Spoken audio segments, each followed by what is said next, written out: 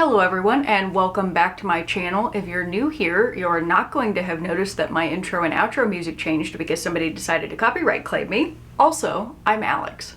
I have a sci-fi book review for you today, something that I know is a much anticipated return and something that I have not done in a very long time. My channel was very much built up on the fact that I was reading sci-fi, and in 2025 I read almost no sci-fi at all, so I felt that it was only appropriate in 2026 to kick off the year with a sci-fi recommendation from one of my subscribers, and that is The Carpet Makers by Andreas Eschbach. Last year very much started off with a whimper, but this year I'm happy to report started off with a bang, or a banger, if you will. I wanted to show you that I do have a physical copy of this book, but for the purposes of this review, I didn't want it to be reflecting all over the place because it has one of those gloss covers. So for the remainder of the review, I'm just gonna have an image up.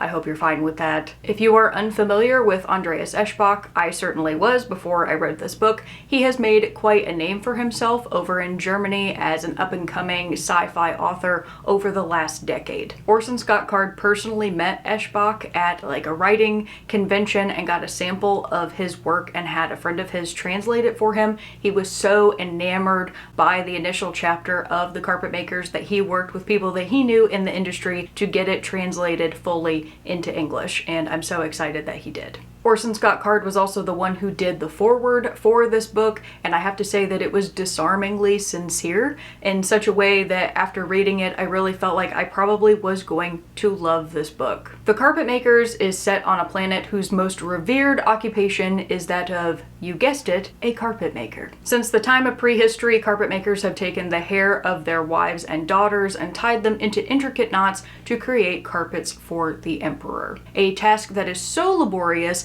that it takes them an entire lifetime to create just one carpet. When strangers from other planets come to this world, they are so enamored by these carpets that we spend the rest of the book unraveling the mystery of what the carpets are for and where they go when they're complete. A quick note about the translation of this book. It was done by the remarkably talented Doral Jensen, and I don't know that I've ever picked up a translated work that reads as if it was natively written in English. It is so unbelievably accessible, and it is absolutely perfect. The only thing I will say about it is it has these weird typos that come up every now and again in the book, and given the fact that this is a Tor novel, and I imagine a lot of editors had eyes on it because it was a translated work, I don't know how those made it into the final copy, which was pretty disappointing, but when it comes to the actual translation, it was very clean. I hate to classify myself as someone who judges books by their cover, but I know that I am, and you know that you are, and I have to say that this book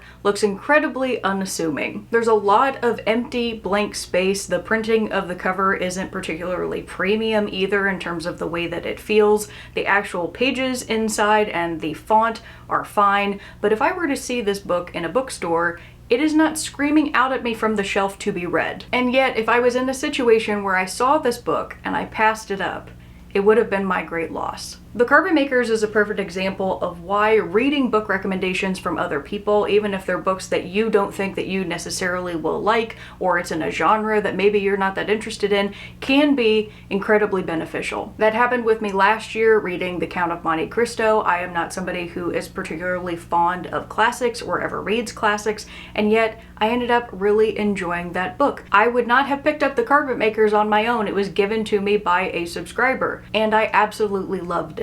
First off, it reminds me of classic sci-fi like City from Clifford D. Simic, except much darker and grittier than that. It is told in a series of vignettes where each chapter is from the perspective of a different character. Most characters are not recurring in terms of even showing up in the story at all, and each perspective is unique. As you read each vignette, you are given a little piece more of the world building that eventually leads to this great tension by the end of the book. Deliberate is the word that I would use to describe Eschbach's writing. Nothing about this book is random. If you have ever picked up a book that has many different character perspectives and you just felt like some of them were pointless and made no sense, this book, in my opinion, does not have that. I at no point was reading this story and thought, you know what, I think that could have been cut out. I did not want to put this down, and especially when I got to the end of the book, I just couldn't. The mystery of the hair carpets is just too enticing. So much so that I even told my partner Keaton that I thought that he should pick this up. The last sci-fi book that he read on my recommendation was The Vanished Birds, and that was a book that he really loved. Speaking of The Vanished Birds by Simon Jimenez, I'm not going to say that there are a ton of similarities between these two stories, although both of them are very dark. One of the themes that they do share, though, is the idea of consequences from living an unnaturally long life. Something that I do find really interesting in stories, and apparently I never realized that until I have now read these two books, and I kind of want more of it. As I went through the story, each chapter left me with more questions than answers,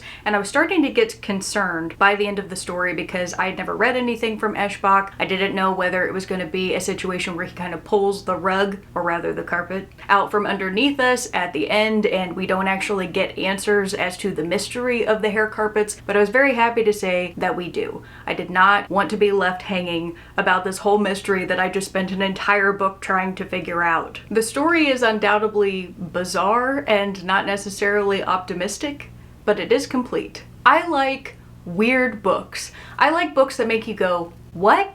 But not out of confusion, out of intrigue. The inability to guess what is going to happen at the end. I am somebody that I despise being able to telegraph the end of a book. I can honestly say with The Carpet Makers, I had no idea how this was going to end, and it kept me on my toes the entire time. I am even going to confidently say that I don't think you're going to be able to guess the end of this book. Prove me wrong. The scale of this story is what I felt most by the end. The insignificance to some and the significance to others of a lifetime of work and how that shapes an entire economy. I absolutely love The Carpet Makers. I gave it 5 stars. I 100% will read this again sometime in the future. If you're somebody who likes sci-fi on the darker side, perhaps a little bit more existential, I would encourage you to pick this up because I think it might be right up your alley. The thing that I love though about when I find a new 5-star sci-fi book is it is always introducing something that I have never seen somewhere else. The Carpet Makers is so original and inventive. Eschbach thought of a through line in this book that I never could have come up with on my own. And if it's not too cheesy to say, it was a breath of fresh air. I know there are people out there who've read this book that they were not satisfied with the ending, and to that I would reply, you have completely missed the point. This world, this empire, this universe is completely brutal and unforgiving. Every single one of these characters goes through a personal challenge.